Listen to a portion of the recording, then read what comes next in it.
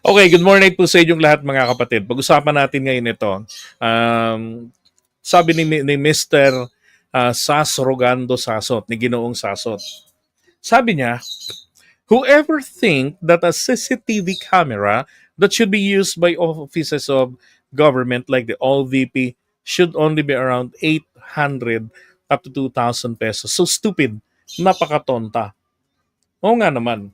'Di ba? Isipin mo, ahensya ng gobyerno maglalagay ng CCTV na ganyang kamurang halaga, 'di ba? 2,000. Pero sabihin ko po sa inyo, yung CCTV namin dito sa bahay, pwede mong tawagan. Let's say nandoon ka sa sometimes nasa probinsya kami. Oh, may naiiwang tao lang dito sa bahay. Nalalaman namin kung ano yung ginagawa. Ginugulat pa namin. Magkano lang pong halaga noon? Malinaw, loud and clear yun. Opo, bayot po siya. Oh, nasabihan namin, Hoy, ano yung kinuha mo dyan? Nagugulat. May speaker, merong built-in mic and speaker yung CCTV namin. Magkano ang bili namin sa Fisher Mall? 1,700 pesos. Oh, hindi po 2,000. Oh, magandang klase. High definition. Wireless yun. Ano yun, via Wi-Fi. Hmm. Lang pilit pang, well, of course, DDS ang maniniwala rito na dapat ang CCTV, paano kapag ang CCTV sa Malacanang, makita nyo ang presyo 1 million ang isa? Magagalit kayo ngayon, sasabihin nyo, mura lang yan, 2,000 lang yan. Pero pag sa OVP, hindi. Ito yung katawiran niya, nakakatawa eh. Sabi kasi ni Nas De Lorito, pero overpriced pa din talaga. Tonta din ang magsasabi na hindi. 200,000 each? Sabi nito. Sabgot naman ni Ginoong Sasot, COA did not say it is overpriced. COA ka na? Oh. Ibig niya sabihin, ano, uh, tawag dito, kapag hindi sinabi ng COA na overpriced, ay hindi overpriced. And tanong Mr. Sasot, bakit nila ni red flag? 'Di ba? Gagaya mo pa sa inyo eh, ang COA. Hindi hindi nilagay ng COA na this is overpriced. Ibig sabihin, hindi overpriced. And again, ang tanong, mga DDS, bakit the red flag ng COA? Sige nga, sagutin nyo nga. Oh, in 2024 nila ha. Oh, nakatanggap ng ano yan, ng notice of, ano ba yun? Yung unmodified opinion.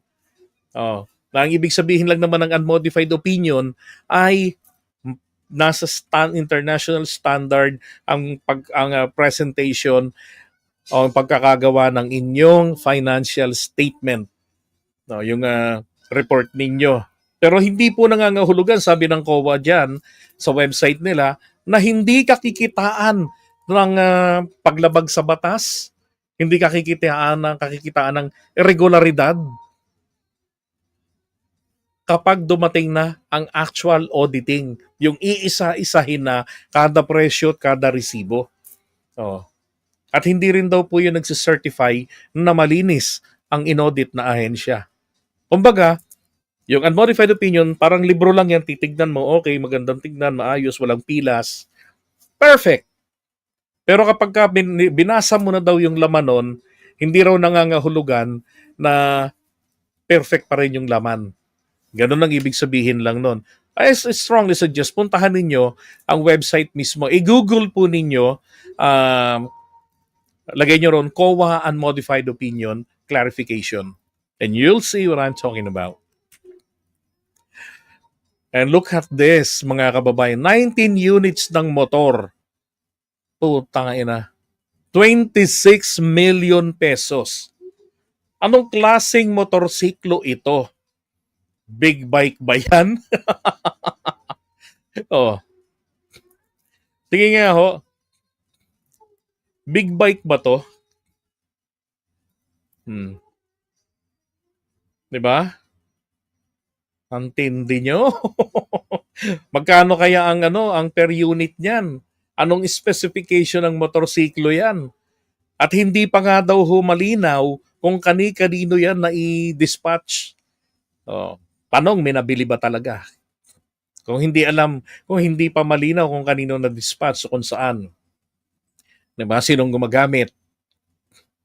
Tapos 13 units ng laptop, 3 milyon mahigit ang laman. Ayos. Oh, tapos tuturo ka na kalaunan dito si Saldico. And then 7 units CCTV, 1 million, 1.4. 'Di ba? Lang yan 200,000 isang unit ng CCTV.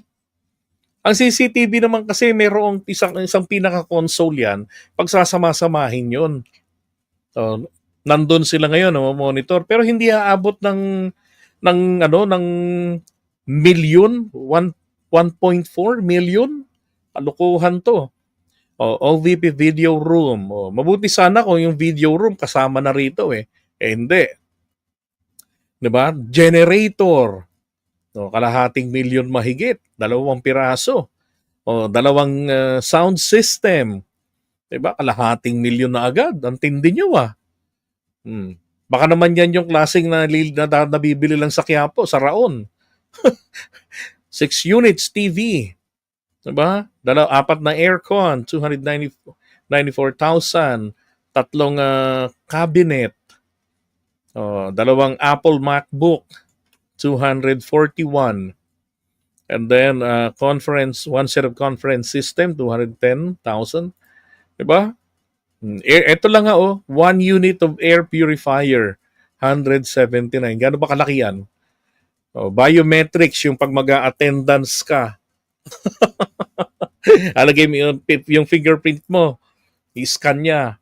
Diba? Tapos syempre kailangan lang ng computer doon para sa data, para sa system. Grabe nakamahal to ha. Workstations, grabe yung AMS product key. Grabe ang lupit niya. 7 sets of CCTV, 1.3. Multi-purpose van, 982 air conditioning units. Ang tindi ano? At sa 2023 yan ha. Ito yung 2024.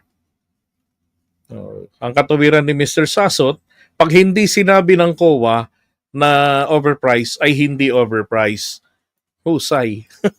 Hindi uso common sense. Tapos made in China pa. Di ba? Yari na.